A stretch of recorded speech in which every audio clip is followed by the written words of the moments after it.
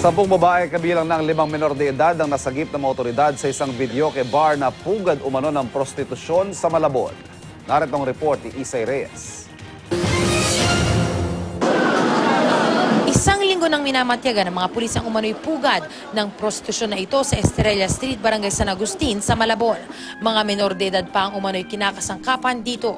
Kagabi sa pinagsanib puwersa ng Women and Children's Protection Center ng Camp Crame, DSWD at DOLE, napasok ang mga establishmento. Kunwaring videoke bar lang ang mga ito, pero ang mga kwarto ginagawa pa lang VIP rooms. Ang mga inabutang parokyano, maang-maangan pa sa mga nagaganap sa kwarto.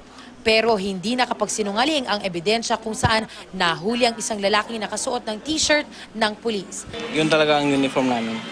Uniform niyo po saan? Sa construction yun. Sa halagang 1,000 piso, makakapag-VIP room na raw kasama ang isang babae. Sa 16 na babae na rescue, 5 ang positibong menor de edad na mali namang itinanggi ng mga nagtatrabaho doon. Nasa babae na muna yun kung papayag. Pero sa amin, hindi namin nire-record na ganoon. Basta inom lang ho sila doon. Pero alam niyo po na may Hindi naman ho namin pinapayagan. Wala po kami minor dito. wala kayong minor dito.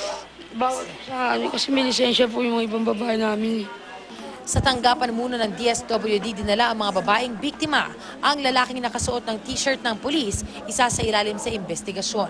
Mahaharap ang 10 mga parokyano at bugaw sa paglabag sa Anti-Trafficking in Persons Act at Child Exploitation Law.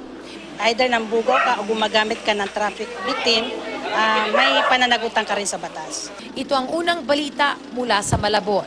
Isay Reyes reporting.